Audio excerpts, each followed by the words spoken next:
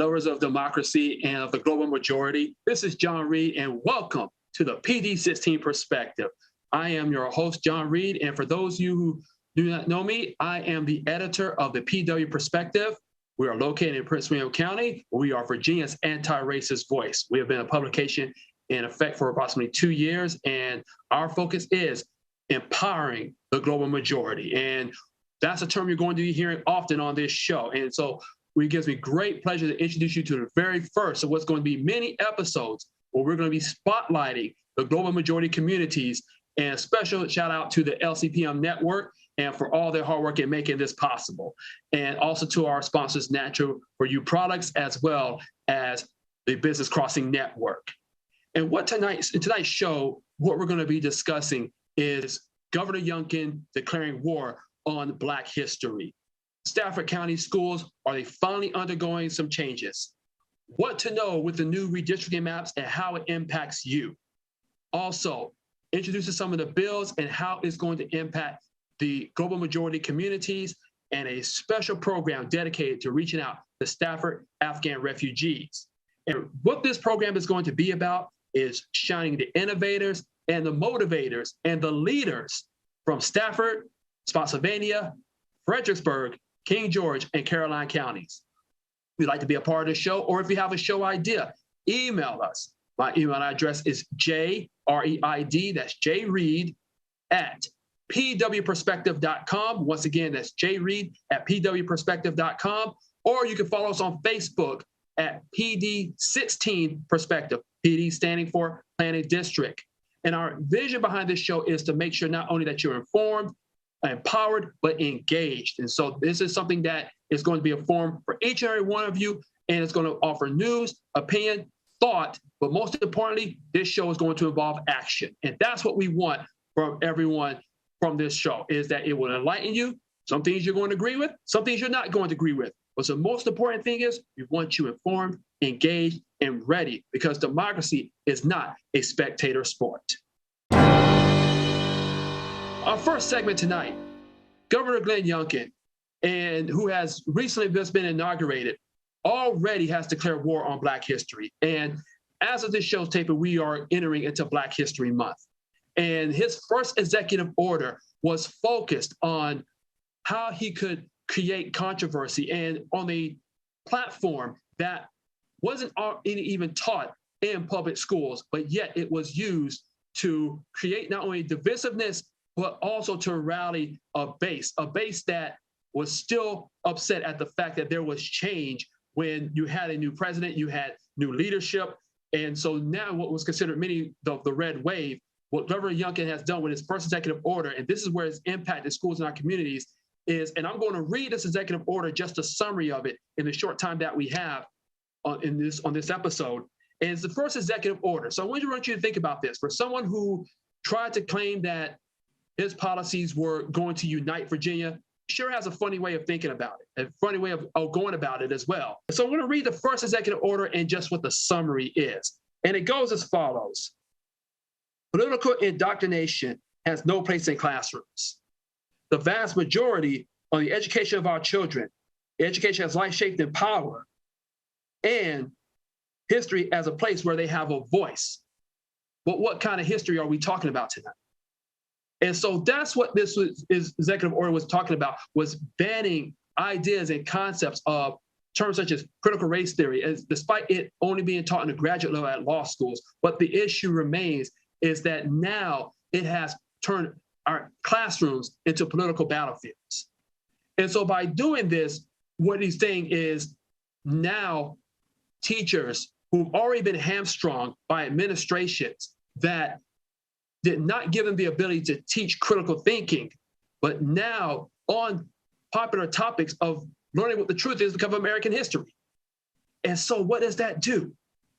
For students of the global majority, it means now they are forced to listen to an even more whitewash type of history in their classrooms. And the fact is now teachers are under fire because now there has been a hotline that tells people who are saying reportedly that there are classrooms that are being taught, are still teaching CRT or any of those kind of topics, Now they're even handcuffed. So what happens?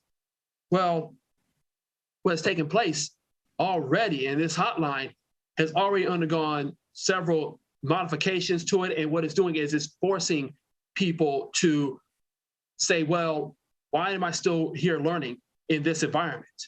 So already we're starting to see this take place. And this is only in the first few weeks. So what's going to happen when we go to Black History Month and teachers want to talk about the Black innovators, the leaders, the thinkers, the scientists, those, the community leaders that made a difference? What's going to happen then?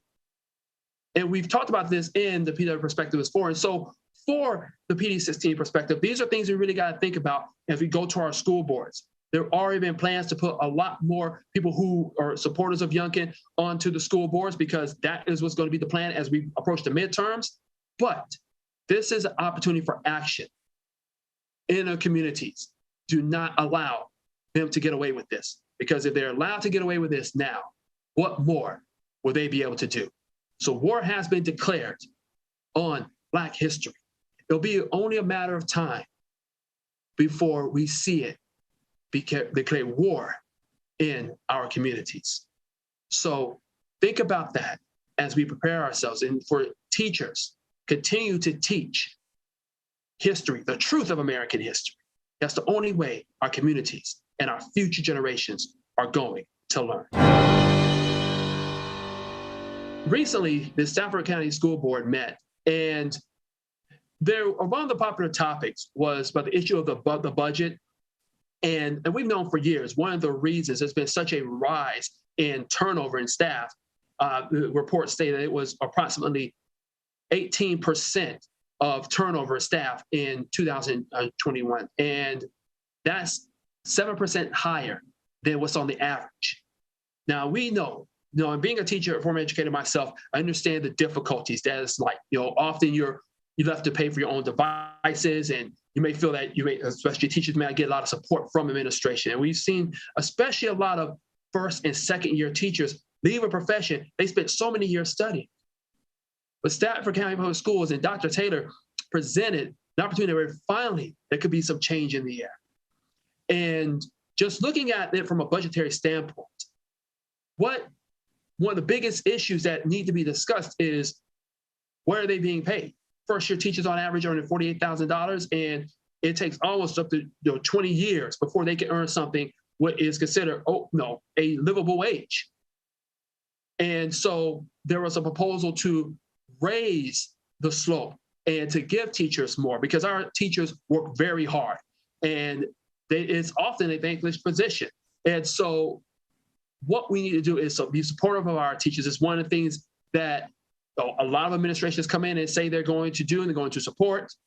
But what is actually being done to make sure our teachers have a livable wage and have what they need in order to be successful? They take on so many responsibilities. Not only are they teaching our students, but sometimes they have to be counselors, they have to be caretakers. In some cases, they have to step in and be coaches and be referees, when students are in disagreements. But a lot of them end up frustrated. A lot of them end up hurt. And especially kind of such as Stafford. And one of the notes that I brought up, that Dr. Taylor had brought up, and kudos to him for presenting this fact, is that if more was just spent on the students, and I think he made a comparison to Arlington County, because Stafford and Arlington County are the same size and scope, that if it was the same, they could save upwards almost $292 million in their budget. Think about that. How much are we going to invest in our students, and especially in the students in the global majority? And for those who don't know, when I talk about the global majority, talk about our Black and brown people, because we are the global majority, yes? And so if we're willing to spend that much, if that much is allocated into those students, we'll see less turnover. We'll see less families thinking, well, I have to move my child up to Prince William or Fairfax because I don't think they're getting the same opportunities in Stafford or Spotsylvania or in Fredericksburg and other counties where we may feel that the education disparity is a wide gap. But not everybody is afforded that opportunity. So kudos to Dr. Taylor, and kudos, and let us begin to think about where we need to put our greatest investment in our teachers, in our classrooms, because that is where the greatest outcome will take place. Speaking of which, and then at the Stafford County School Board meeting, there was a lot of discussion about parental choice.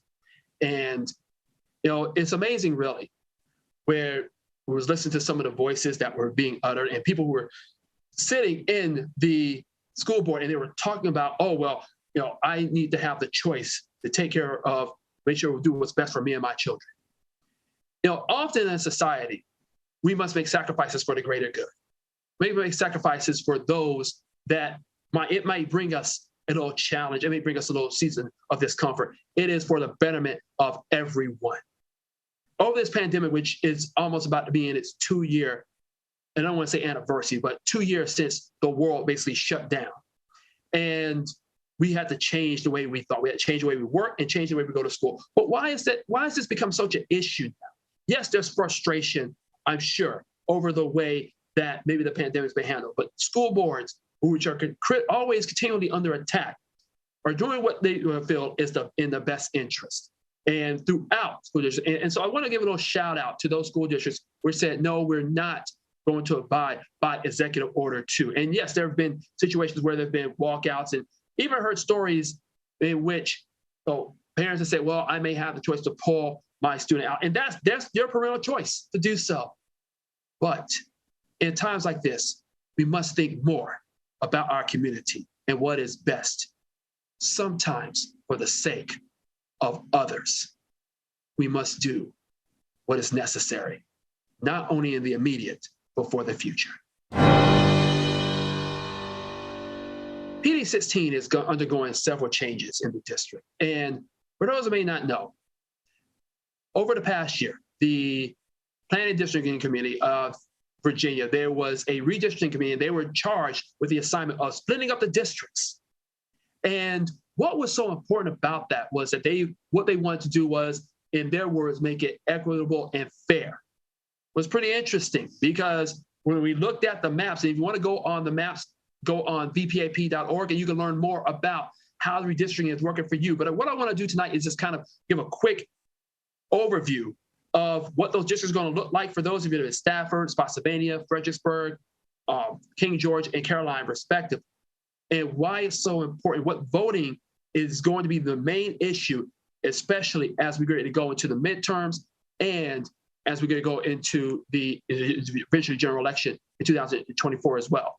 And so I want to break this down. And these maps, which was set up by a district, or by a commission, I should say, district commission, and the maps will take effect during the next general election for each seat, 2022 congressional, 2023 Senate, and possibly 2023 House of Delegates.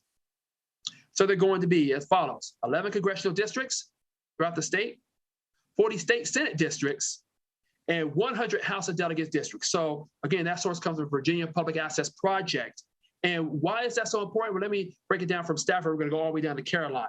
So on a congressional district, the issues between District 7 and 10. Now, what's going to happen is District 7, which is really split between Divine and Prince William County, and that was not coincidental, I might add.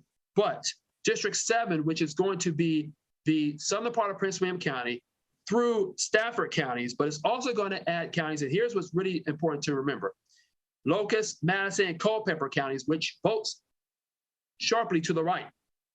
And now this district will hold about approximately 160,000 Black registered voters. And so this is one of the largest minority-owned districts in the state under redistricting. Now, for the state Senate district, and for Stafford, it has been divided between the 27th and the 29th districts as well. And that's important to remember. And what we're going to be doing over time on the PD16 Facebook page, we're going to be showing you how the districts are divided so that you can see for yourself. As this show goes to air, you'll learn more, and those maps should be up. We'll kind of give you a visual of what that's going to be like. And also, the eastern portion of Spotsylvania County will be divided between the 25th district and King George. Fredericksburg, you're going to be now in the 27th districts, which will be parts of Spotsylvania, will also be in the 28th district.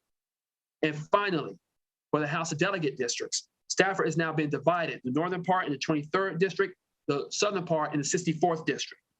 Fredericksburg has been divided between the 65th and the 66th district, and Spotsylvania has been divided between the 63rd and 66th district. What does this all mean? And you got to be, and we always like to say when you watch or listen to news is watch with a third eye and listen with a third ear. A lot of heavily Black districts were divided. Again, I don't think it was coincidental, but it's with the purpose of strengthening a lot of counties that vote heavily Republican, especially in this last election. This is why voting rights is so important.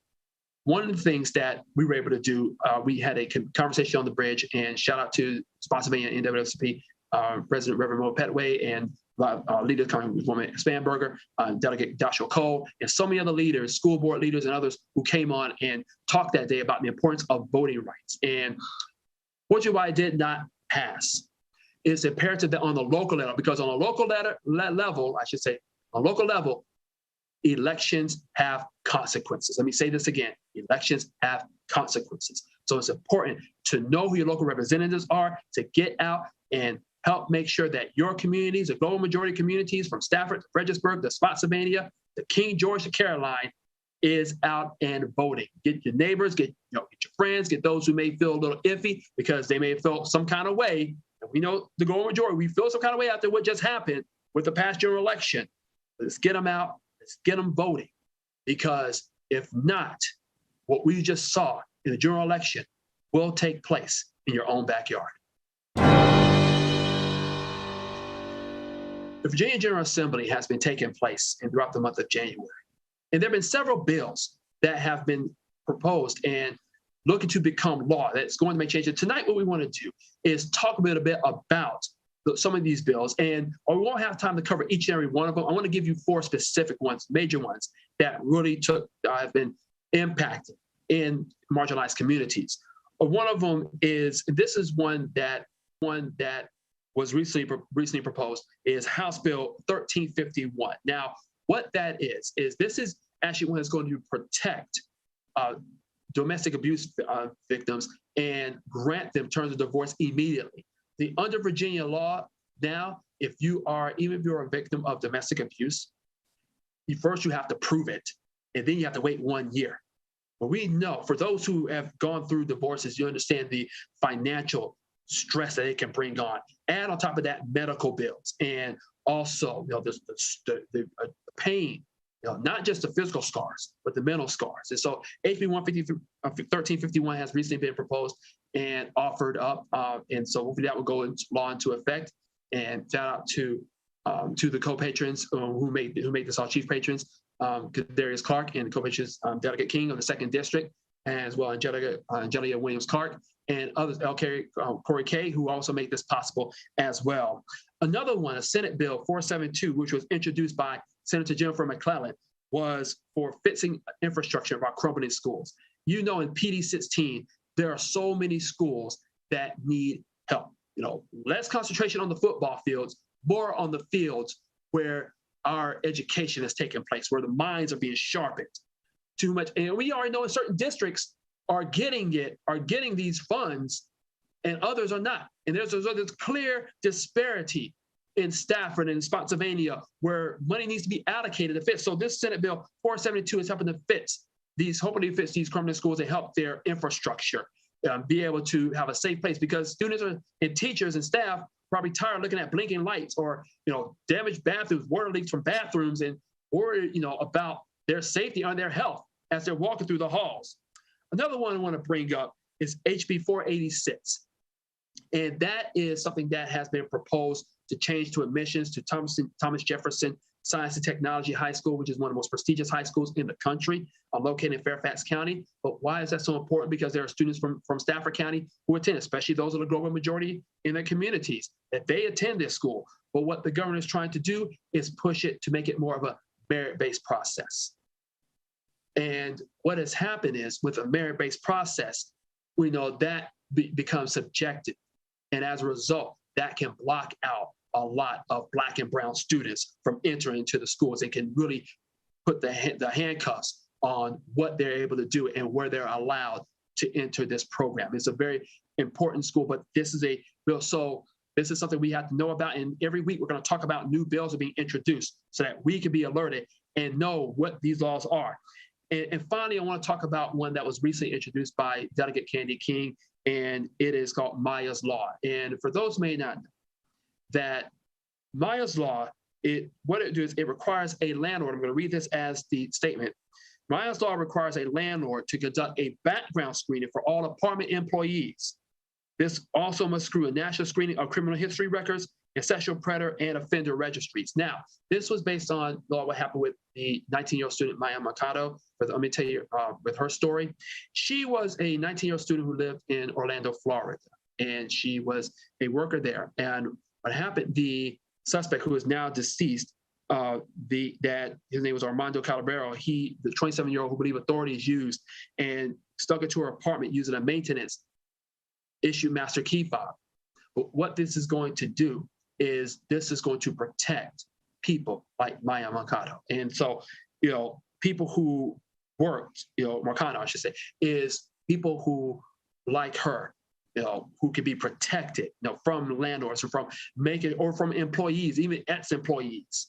And so this is going to give them an opportunity to be safe. No one should, when they go to their apartments, should ever feel that they're under threat, that a ex-employee or even a current employee can sneak into their rooms whenever they feel like, and so they can be able to do whatever is necessary. Because Orange County authorities in Florida, when they found this young woman's body and said they had been skeletonized, and the tragedy into the work of the family to make this possible. And so special shout out to Delegate King for her hard work in making this and moving sense to law so that it can be finally something where people can feel safe, because we know where a lot of crimes do take place, the majority happen in Black and brown communities. It's important that the right screening, the right processes are done so that people can feel safe when they go into their abodes. Finally tonight, I want to talk about a program that you can all get involved in. And on Facebook, there's a recent program, and I want to give a special thanks to Kim Lundberg for this. It's called the Stafford Afghan Refugee Program. Many of you know that from last year, that a lot of Afghans had to transition here to the United States and or to Marine Base Quantico and to other Fort Lee and other places throughout the United States. But several of them are still here, and they're still having difficulty adjusting. And many of them, they need food, they need clothes, they need just, finances in order to make it. A lot of them they're displaced. And what we want to do is just talk about on this show ways you can help. And many of us say, well, what can I do? I may have money, but you may have extra canned goods, you may have resources, you may be able to have some extra blankets or clothes. A lot of children who are confused, who may be like, well, what can we do? And there's a program that they're trying to start in Stafford called a sponsor circle, where it's a group of people coming together and they're willing to help and say, hey, well, maybe this person has canned goods, maybe this person has a vehicle, this person may have a computer or something that you can give. And so again, I implore you to go onto the Stafford Afghan Refugees program, go on their Facebook page, Stafford Afghan Refugees, and look into it and say, hey, this is how I can help. Some of them are trying to get into public schools. What can you do? A lot of them need information on where to get maybe immunizations, what have you. So if you're looking for something to do, especially to be a good neighbor, this is a great way to get started in the Stafford community region. And so we definitely will encourage you to go on that Facebook page and say where you can help. Finally tonight, what I want to talk about, and what we're going to do in every show, we have a segment called One to Grow On. And One to Grow On is a segment in which we just talk off the cuff and really just explore issues and things that we can learn to make us more informed people. And this video was sent to us earlier today. And it was sent by Delegate Candy King. And it was being addressed in the General Assembly as a message to Republicans that Black people are not meant to be used for political promise. And we're going to show this video later on the PD16 page. You can view it in the short time that we have remaining. But I want to kind of get to the gist of it, because we have seen far too often, and this has happened on both sides of the political aisle, that Black and brown people have been far too often held up as political talking points. And we saw this in the last general election, where there was this promise of, oh, well, I'm not going, especially on the right. Well, I'm not, former President Donald Trump. I'm not, I'm not going to do what they're going to do. But yet, look at the first, we just talked about it tonight. The first executive order automatically showed that the views of the Black culture are not being respected. When it comes to affordable housing, there's always talk of, oh, well, let's give an opportunity to make it affordable. But are we making it really affordable for people in Stafford County? Are we making it affordable for people in Spotsylvania, King George, Caroline? You know that there are many people, and the NAACP is working hard to make sure that people have the opportunity to have homes, to have a livelihood, to protect their children.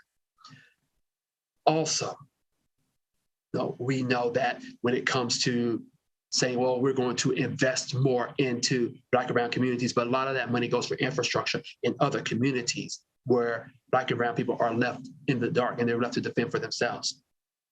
And then finally, when you hear, well, what we want to do is to make sure that Black and brown people are given the opportunities for better jobs. But where are those jobs held? They certainly aren't held in the neighborhoods. They certainly aren't being put into Stafford, so are being put into Fredericksburg. So what is really being done here? So these are things we have to note ourselves. And this is what things we're going to be bringing every week. But I say this to politicians. This is one to grow on. Stop using our people as your political props for your political gain. Ladies and gentlemen, I want to thank you so much for introducing, welcoming us into your homes. We'll be with you every week. Again, bring in your suggestions on the Facebook page, PD16 Perspective. Email us at jreid@pwperspective.com. This is John Reid for the PD16 Perspective, wishing you and yours a safe, wonderful, and informed week. Take care.